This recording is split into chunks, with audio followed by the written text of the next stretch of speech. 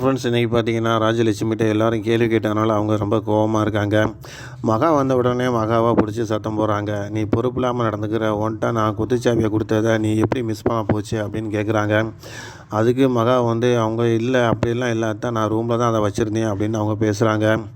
அப்போ அது எப்படி நான் காலைல தானே அதை கண்டெடுத்தேன் அப்படின்ட்டு அவங்க சொல்லும்போது மகா வந்து ரொம்ப ஃபீல் பண்ணுறாங்க. அது மட்டும் இல்லாமல் பணத்தை நீ வந்து கொண்டுட்டு போயிட்டு சொல்லி இங்கே இருக்கிறவங்க எல்லாருமே பேசுகிறாங்க அப்படின்னு சொல்லும்போது சூர்யா அந்த இடத்துக்கு வந்துடுறாரு. வந்துட்டு அவர் என்ன சொல்கிறாருன்னா, இன்றைக்கி முழுக்க வந்து மகா என் கூட தான் இருந்துச்சு, அவள் எப்படி அவங்க அம்மா வீட்டில் போய் பணத்தை எல்லாத்தையும் கொடுத்துருப்பா, யார் இந்த மாதிரி கட்டுக்கதையெல்லாம் பேசுனது அப்படின்னு சொல்லிட்டு அவர் சொல்கிறாரு. இனிமேலும் மகாவாக இருக்கட்டும், மகா குடும்பத்தாக இருக்கட்டும், யாரும் தவறாக பேசுனீங்கன்னா அவங்களுக்கு இன்னி மரியாதையும் கிடையாது, இந்த வீட்டில் இடமும் கிடையாது அப்படின்ற மாதிரி அவர் கண்டிஷனாக பேசுகிறாரு.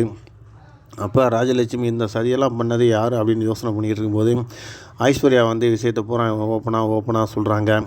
அதை கேட்டுட்டு ராஜலட்சுமிக்கு ரொம்ப கோபம் வந்து நம்ம சித்ரா தேவியை போய் பல அரண்ட கணத்தில் அரைஞ்சிறாங்க. அரைஞ்சது மட்டும் இல்லை, இதுதான் உனக்கு கடைசி வாணிக்கு, நீ மேலும் மேலும் இந்த தப்பு பண்ணிக்கிறதானா, இனிமேல் வந்து இந்த வீட்டில் நீ இருக்கணுமா இல்லையா அப்படிங்கிறத வந்து நீ தாத்தா பாட்டி தான் அதுக்கு அவங்க பதில் சொல்லணும் அப்படின்ற மாதிரி சொல்லிடுறாங்க. ஒரு கட்டத்தில் பார்த்தீங்கன்னா அனாமிக்கு அவங்க கூப்பிட்டு சத்தம் போகிறாங்க. நீ என்னம்மா இப்படியெல்லாம் பேசிக்கிட்டு இருக்க, உண்மையாக பேசி பழகு அப்படின்றாங்க.